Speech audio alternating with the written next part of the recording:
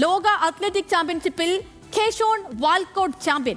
Anderson Peters രണ്ടാമത്. മികച്ച പ്രകടനം കാഴ്ചവെച്ച് ഇന്ത്യയുടെ സച്ചിൻ യാദവ്.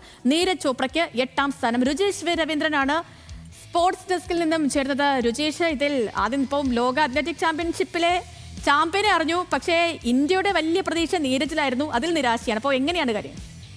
സേതുലക്ഷ്മി, നിലവിലെ ചാമ്പ്യൻ കൂടിയായ നീരജ് ചോപ്രയ്ക്ക് മെഡൽ ഇല്ലാതെ മടങ്ങേണ്ടി വരുന്നു എന്നതാണ് ഏറ്റവും നിരാശാജനകമായ കാര്യം. കാരണം കഴിഞ്ഞ കുറേ നാളുകളായി തന്നെ 2018 മുതൽ നീരജ് ചോപ്ര മത്സരിക്കുന്ന വേദികളെല്ലാം തന്നെ ഇന്ത്യക്ക് മെഡൽ നൽകുന്നതാണ് നമ്മൾ കാണാറുള്ളത്. ഈ നിലവിലെ ലോക ചാമ്പ്യൻ മാത്രമല്ല, മുൻപ് ലോക ചാമ്പ്യൻഷിപ്പിൽ നേരത്തെ നീരജ് ചോപ്ര വെള്ളി മെഡൽ നേടിയിട്ടുണ്ട്. ഒളിമ്പിക്സിലാകട്ടെ നിലവിൽ വെള്ളി മെഡൽ നേടിയിട്ടുണ്ട്. അതിന് തൊട്ടു മുൻപ് സ്വർണം നേടിയിട്ടുണ്ട്. അങ്ങനെ ലോകവേദികളിലെല്ലാം തന്നെ നിരന്തരം മെഡൽ നൽകുന്ന ഇതാണ് നമ്മൾ കഴിഞ്ഞ കാലങ്ങളിലെല്ലാം നീരജിൽ കണ്ടത്. ആ പ്രതീക്ഷയായിരുന്നു ഇത്തവണയും ഉണ്ടായിരുന്നത്. പക്ഷേ തുടക്കം മുതൽ തന്നെ നീരജിൽ ഒരു സമ്മർദ്ദം കാണാമായിരുന്നു.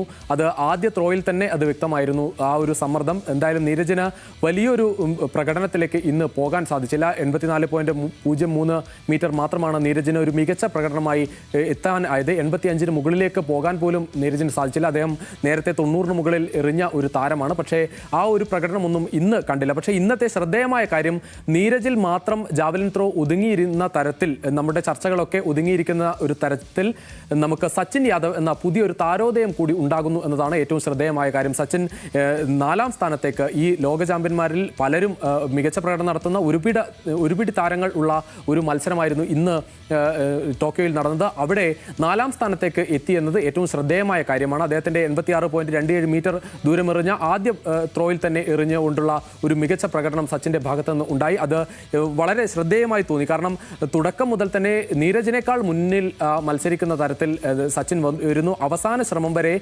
അവസാന റൗണ്ട് വരെ എത്താൻ ആയി എന്നത് കൂടി സച്ചിൻ എടുത്തു പറയണം. അതോടൊപ്പം അദ്ദേഹത്തിൻ്റെ പേഴ്സണൽ ബെസ്റ്റാണ്. ഇതുവരെയുള്ള അദ്ദേഹത്തിൻ്റെ കരിയറിലെ ഏറ്റവും മികച്ച പ്രകടനം അത് ഒരു ലോകവേദിയിൽ തന്നെ നടത്താനായി എന്നത് എടുത്തു പറയേണ്ടതുമാണ്. എന്തായാലും അവസാന റൗണ്ടിൽ ഒരു മെഡലിനായുള്ള ഒരു ശ്രമം അദ്ദേഹത്തിനുണ്ടായിരുന്നു. പക്ഷേ 0.40 മീറ്ററിനാണ് വെങ്കല മെഡൽ അദ്ദേഹത്തിന് നഷ്ടമായതെന്നത് കൂടിയാണ് ഇന്ത്യൻ ആരാധകരെ സംബന്ധിച്ച് വളരെ നിരാശാജനകമായ കാര്യം. പക്ഷേ കെഷോൺ വാൽക്കോട്ടിൻ്റെ ഒരു തിരിച്ചുവരവ് നമ്മൾ എടുത്തു പറയണം. കാരണം 2012 ഒളിമ്പിക്സിലെ ചാമ്പ്യനായിരുന്നു വാൽക്കോട്ട്. അദ്ദേഹത്തിൻ്റെ ശക്തമായ ഒരു തിരിച്ചുവരവ് ലോകവേദിയിൽ കൂടി കാണുന്നു. ലോക ചാമ്പ്യനായി അദ്ദേഹം വരുന്നതാണ് കണ്ടത്. പക്ഷേ ആർക്കും 90 മീറ്റർ മറികടക്കാനായില്ല. അതോടൊപ്പം ഇന്ത്യയും പാകിസ്ഥാനും തമ്മിലുള്ള ഒരു മത്സരം എന്ന തരത്തിൽ ഇത് ശ്രദ്ധേയമായിരുന്നു. അർഷദ് നദീമും ഇന്ന് നിരാശപ്പെടുത്തി. നീരജ് 8ാം സ്ഥാനത്താണെങ്കിൽ അർഷദ് 10ാം സ്ഥാനത്താണ് ഫിനിഷ് ചെയ്തത്. സേതുലക്ഷ്മി. ഓക്കെ, രജേഷ് രവീന്ദ്രനാണ് സ്പോർട്സ് ഡെസ്കിൽ നിന്ന് വിവരങ്ങൾ പ്രേക്ഷകരിലേക്ക് എത്തിച്ചത്.